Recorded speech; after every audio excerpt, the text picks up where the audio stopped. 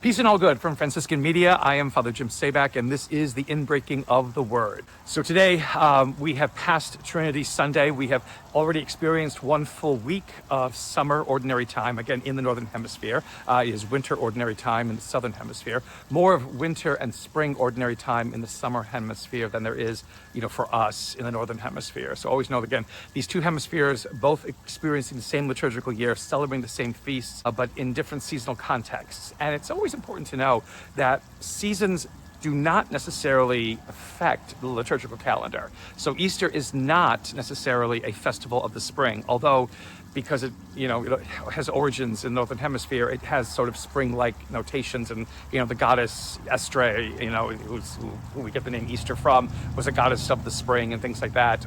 But there is nothing ever in the prayers that speak of spring, nor are there things that speak of winter in the Christmas prayers. Always remember, again, that it doesn't matter where you find yourself in the hemisphere.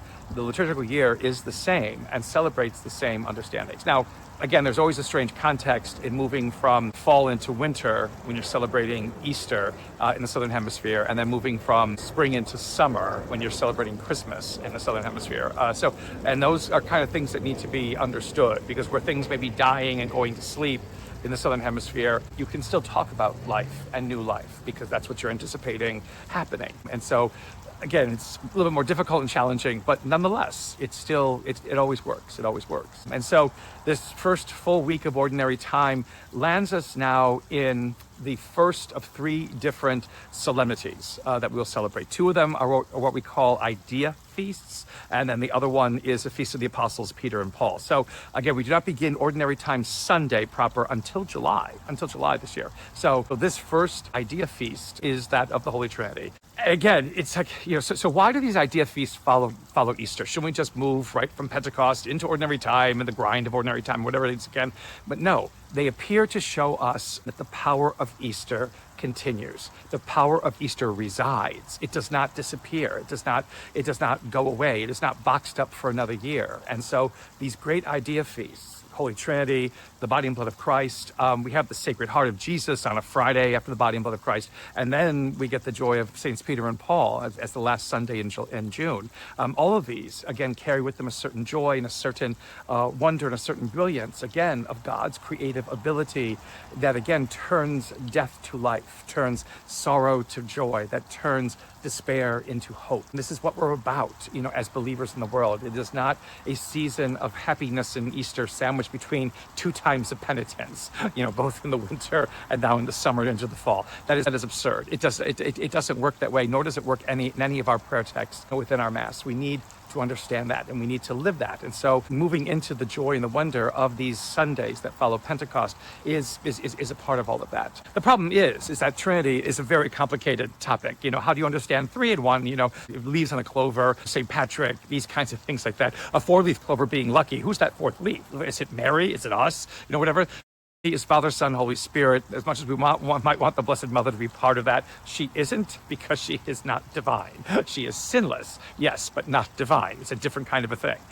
So, but this unity is unity of one in three. Again, it's out of many one, e pluribus unum, and these kinds of things like that. Our motto for the United States, but out of this three, again, there being one. And we're asked to consider that because it is the life-giving, dynamic, wonderful force that is this Trinity, again, that causes human history to be jerked onto those new courses that resurrection brings us. And so again, this echo of resurrection continuing to permeate itself into our lives. And so again, the first reading from the book of Proverbs that talks about wisdom, and that wisdom being there when God created everything. Again, first reading focusing on God, but focusing on that element of wisdom. Who is this wisdom? What is this wisdom? Is it Christ? Is it something else? It is a feminine pronoun in Hebrew. So again, it's an interesting kind of a thing. But what does it mean? It's also feminine in Latin, So what does this word mean, and how are we supposed to understand this? But that idea that wisdom was there, and that God creates out of this joyful, wonderful wisdom that plays in the creation that God creates, and that wants to be a part of the life of humanity that God creates. Again, this wisdom who wants to guide, who wants to share, who wants to nurture.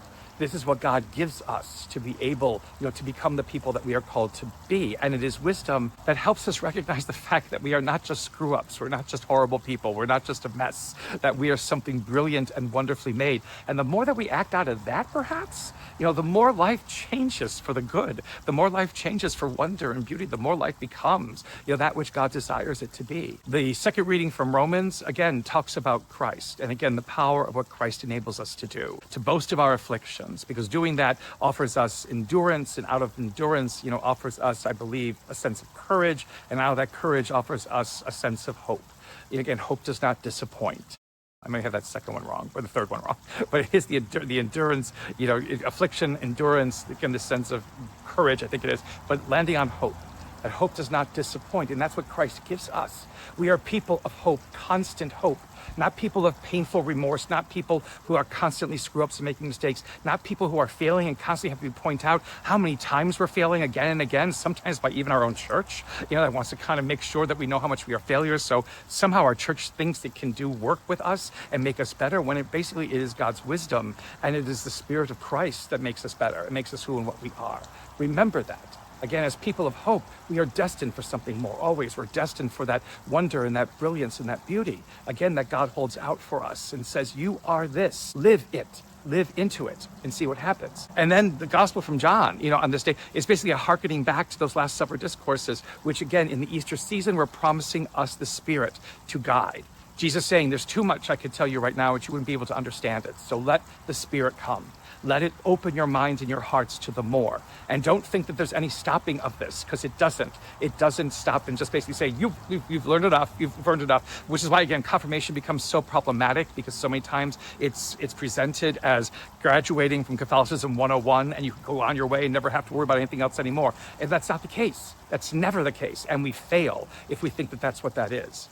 The Spirit comes to continually open up our minds and our hearts to challenge us. Again, Pentecost, still living with us, constantly living with us, allowing us to see that more that only God can offer to us. And out of that more to experience wonder and beauty about who and what we are, again, as God's creation. And what does it mean to live in this beautiful creation that God has given us? What to do with it, how to act within it, and how to build the relationships among us that are so crucial to the flourishing of creation and the flourishing of God's promises around us. Continue a continued blessed Easter experience as we continue to move on. A blessed Holy Trinity day to all of you from Franciscan Media, and may the Lord, as always, give you his peace.